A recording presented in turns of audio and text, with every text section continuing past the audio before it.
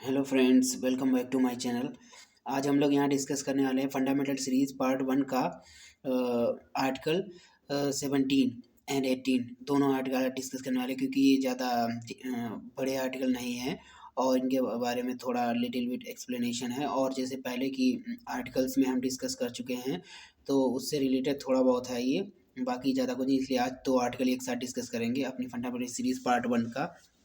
एक नया आर्टिकल है आर्टिकल 17 एंड 18 दोनों। तो आर्टिकल 17 हमारा है एबॉलिशन ऑफ अनटचेबिलिटी, मतलब कि छुआछूत को बढ़ावा ना देना। ठीक है। तो उसके लिए अनटचेबिलिटी मतलब कि 5 ग्राउंड है, उन्हीं के बेसिस पे अनटचेबिलिटी नहीं करनी है या डिसेबल नहीं करना है ऐसे पर्सन को जो किसी एक पर्टिकुलर कास्ट में या पर्टिकुलर प्लेस पे या किसी पर्टिकुलर ग्राउंड से मतलब कि उसका जन्म हुआ है, तो उसको उसको लेकर किसी भी तरह का कोई भी पब्लिक प्लेस में किसी भी तरह डिसेबल नहीं कर सकते। अब वो ग्राउंड्स क्या हैं? वही 5 ग्राउंड्स हैं, जैसे कि पहले भी मैंने बताया है, only on the grounds of religion, race, caste, sex और प्लेस ऑफ बर्थ। इनके बिहाफ पे किसी को भी मतलब अनटचेबल नहीं करना है, मतलब कि उसके साथ किसी भी तरह का भेदभाव या ऐसा उसको फील नहीं कराना है कि हाँ उसको लगे कि मेरे साथ भेदभाव हो रहा है समाज में। ठीक है, ये हमारा आर्टिकल 17 हमें ये बताता है कॉन्स्टिट्यूशन का। तो क्या है इसके लिए गवर्नमेंट ने, इसके लिए सेंटर ने एक लॉ भी बनाया था, एक्ट बनाया था, एबोलिशन अनटचेबिलिटी ऑफेंसेस एक्ट 1955। लेकिन इसको अमेंडेड किया गया लार्जली, इसका स्कोप बढ़ाने के लिए 1976 में, और इसको नया नाम दिया गया सिविल राइट्स प्रोटेक्शन एक्ट 1955 इसको। तो ठीक है, अब इसके बिहाफ पे सुप्रीम कोर्ट ने कहा है कि जैसे कि किसी भी तरह की कोई भी अनटचेबिलिटी नहीं करनी है, और ये पनिशेबल ऑफेंस हो सकता है। अगर किसी को भी जैसे कि पब्लिक कोई प्लेस हुआ, होटल्स हुआ, रेस्टोरेंट हुआ या टेम्पल्स हुआ, इन जगहों पे कहीं को भी किसी को भी रोकना या उसको ये फील करना कि तुम लड़का हो यहाँ नहीं सकती, या तुम लड़की हो तुम यहाँ नहीं आ सकती, या तुम अमीर हो या तुम गरीब हो, किसी भी तरह की अनटचेबिलिटी उसके साथ नहीं करनी है। कि हॉस्पिटल्स को लेके, एजुकेशनल इंस्टीट्यूशंस को लेके कि नहीं यहाँ तो केवल अमीरों के बच्चे पढ़ते हैं, यहाँ गरीबों के बच्चे नहीं पढ़ सकते, ये ऐसा इंस्टीट्यूशन है।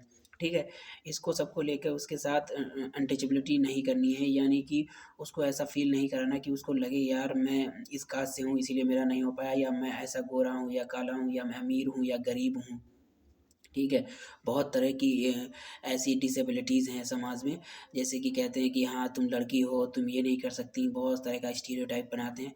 तो ये किसी के साथ नहीं करना है समाज में। किसी भी तरह का पर्सन हो, कोई भी हो, तो उसके खिलाफ एक्शन लिया जा सकता है। एक्शन क्या लिया जा सकता है, ये सुप्रीम कोर्ट ने साफ साफ कह दिया है कि ये एक पनिशेबल ऑफेंस है। पनिशेबल ऑफेंस कितना है कि इसको अगर कोई ये पनिशेबल ऑफेंस करता है या आर्टिकल 17 का कोई वॉयलेशन करता है, मतलब उसका अपमान करता है, तो उसको 6 महीने की जेल या 500 रुपये फाइन हो सकता है, या फिर दोनों हो सकते हैं। ठीक है, तो यही हमारा था आर्टिकल 17। अब बात करते हैं आर्टिकल 18 के बारे में। आर्टिकल 18 हमारा है abolition of titles. Abolition of titles, titles in the sense मतलब कि अपने नाम के आगे कुछ भी नहीं लगाना है, जैसे कि पुराने ज़माने में या राजाओं के ज़माने में लगाते थे, जैसे कि राय बहादुर, दीवान या ज़मींदार, या मतलब कि राज बहादुर या साहब, कुछ भी मतलब कि नहीं लगाना है, एक्सेप्ट केवल एकेडमिक और मिलिट्री। मतलब कि एकेडमिक टाइटल्स यूज कर सकते हो, और मिलिट्री में जो लोग हैं, मिलिट्री सर्विसेज में हैं, वो टाइटल यूज कर सकते हैं। ठीक है, उसके अलावा कोई भी पर्सन किसी भी तरह का हेरिडेटरी यानी कि वंशागत टाइटल यूज नहीं कर सकता है। ठीक है, तो जैसे कि बताया गया है तो उसके बाद फिर क्या हुआ, सुप्रीम कोर्ट ने 1996 में एक स्टेटमेंट दिया। उसने क्या स्टेटमेंट दिया, उसने कहा जो जितने नेशनल अवार्ड्स हैं, जैसे कि भारत रत्न हुआ, पद्म विभूषण हुआ, पद्म भूषण हुआ, पद्मश्री हुआ, इनके टाइटल तुम यूज कर सकते हो।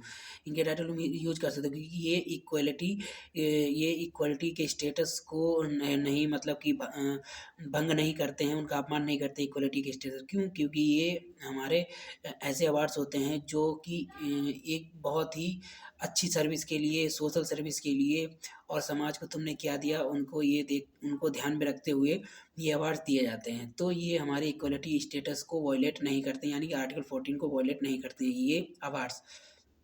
लेकिन फिर क्या हुआ, फिर एक स्टेटमेंट और दिया सुप्रीम कोर्ट ने कि अगर इन टाइटल्स को तुम अपने, जैसे कि कोई भी भारत रत्न या पद्म भूषण, ये इन टाइटल्स को तुम अपने नाम के आगे नहीं जोड़ सकते हो, ना नाम के पीछे लगा सकते हो। जैसे कि आप ये कह सकते हो कि हाँ इनको भारत रत्न मिल चुका है, ये कह सकते हो, लेकिन ये नहीं कह सकते हो कि हाँ भारत रत्न आगे नाम के लगा के फिर उनका ये XYZ कुछ नाम है लगा दिया कि हाँ ये हैं वो हैं, ये तुम नहीं कर सकते हो।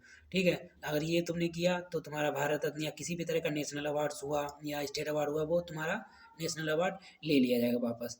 उसके बाद क्या हुआ, 1954 में इनकी शुरुआत हुई भारत रत्न की। लेकिन जब उस समय जनता पार्टी, मोरारजी देसाई की गवर्नमेंट थी, जनता पार्टी की, तो उसने उन्होंने 1977 में इसको बंद कर दिया, नेशनल अवार्ड्स को। मोरारजी देसाई ने जो जनता पार्टी का, उन्होंने इसे बंद कर दिया। लेकिन नेशनल अवार्ड्स को फिर से चालू किया किसने, जो इंदिरा गांधी ने, जो कि कांग्रेस पार्टी इंदिरा गांधी ने, नेशनल कांग्रेस पार्टी इंदिरा गांधी ने 1980 में इनको फिर से चालू किया।